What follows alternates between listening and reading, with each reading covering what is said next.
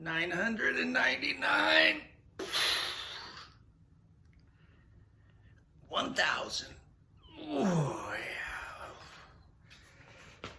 Oh, hey, OCF, just a little workout. I know the Apostle Paul wrote to Timothy and said, physical exercise is a little value, but godliness is always valuable. But, we got to get the exercise. And if I'm going to keep up with Pastor Chris. Anyway, today's Wednesday word, and we're going to talk about the Psalms. We just kicked off the Psalm series. I hope you loved Hutch's sermon last week. Thought he just did a fantastic job of introducing us to the Psalms. And this week, we're actually going to get into studying specific Psalms. So like this week, I'm going to be preaching on Psalm 4. And I just wanted to say a couple things to maybe help you. Some people aren't really into poetry, as Hutch mentioned. He was more into Latin than poetry. But just think of songs. Like you sing songs, you listen to songs if you don't sing songs, but I would imagine you even sing along to the songs. And maybe there was a song that one time the lyric just kind of jumped out at you. Like you'd heard this song, sung this song, but then all of a sudden you get this sense of, oh, because of one line. Maybe it was the first time Christmas songs hit you. Like you'd sung these things since you were just a little kid and you knew these songs, but then something changed. Maybe it was you became a Christian and you hear a lyric or a line in a Christmas song and it just knocks you out. You're like, man, I never got that. Well, I think sometimes that happens in the Psalms as we study the Psalms, that there's Psalms that you're probably familiar with, or at least familiar with the verse. And our hope and our prayer is that those Psalms will grab you like a song. But the songs wasn't the primary purpose of the book of Psalms. Now, at one time it was, when Israel was obviously worshiping at the temple and the tabernacle. These were songs that they used in different religious ceremonies, different worship sort of settings, different occasions.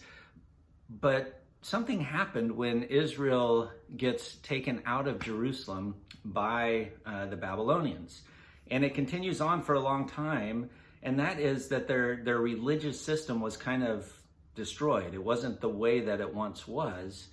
And it was at that time that our collection of what we have in the 150 Psalms was put together.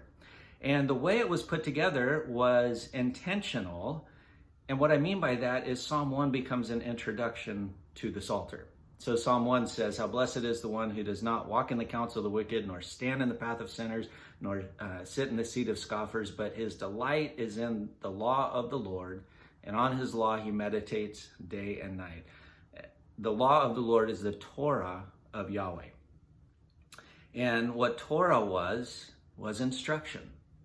And by putting Psalm 1 at the beginning of the Psalter, what the editors were doing as they put this collection of psalms and hymns that had been together in Israel's history all the way back to the time of Moses, maybe even earlier, and they put them all together in this collection, and it becomes a book of instruction.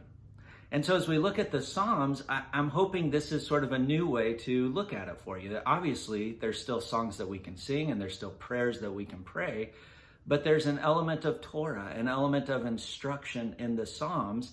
And what does that look like? Well, I think first and foremost, the Psalms instruct us as to who God is, the character of God, the attributes of God, who God is, how he relates to his people, how he wants to relate to his people.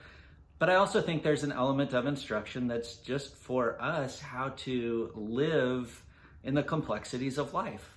This is how we ought to respond when life is really hard. This is how we ought to respond when we experience the blessings. This is how we should pray to God. There's this instruction for us. And I hope that brings out something new for you in the Psalms, or maybe it's old, maybe you already knew that. But I'm looking forward to the sermon this week on Psalm 4. Looking forward to see what it instructs us with regard to who God is and how that might impact the way we live our lives. So go ahead and read it this week if you'd like, and come on Sunday, tune in and be prepared to hopefully learn something new about the God we serve.